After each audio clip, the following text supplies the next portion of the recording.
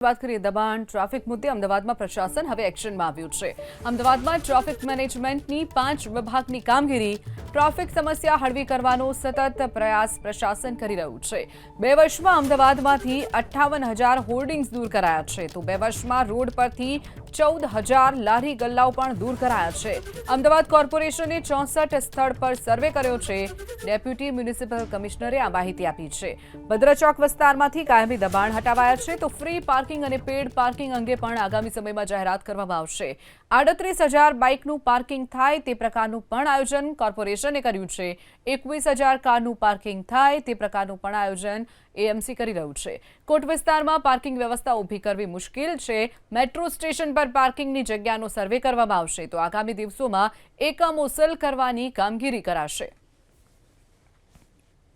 નામદાર હાઈકોર્ટે અમને એવું કીધું હતું કે જે કોમર્શિયલ અને ઓફિશિયલ જે પ્રિમાઇસીસ છે, પછી મોલ છે, પછી ધાર્મિક જે જગ્યાઓ છે, કે આ બધી જગ્યાઓમાં એજ્યુકેશનલ ઇન્સ્ટિટ્યુશન છે તો એમને પોતાની પાર્કિંગ સ્પેસ છે।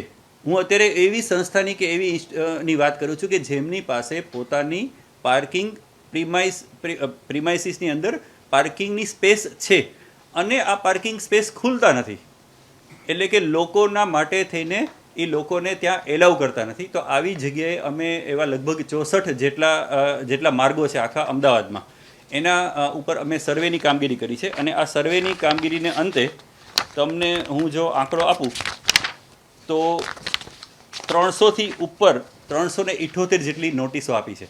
આ નોટિસો એવી જગ્યાએ માટે આપવામાં આવેલી છે કે જેમની પોતાની પાર્કિંગ પ્રિમાઇસીસ હોવા છતાં અને આ પ્રિમાઇસીસમાં જગ્યા ખુલ્લી હોવા છતાં એ લોકો પબ્લિકના વાહનને અંદર એલાઉ કરતા નથી, એટલે આવી જગ્યાએ અમે નોટિસો આપવાની કામગીરી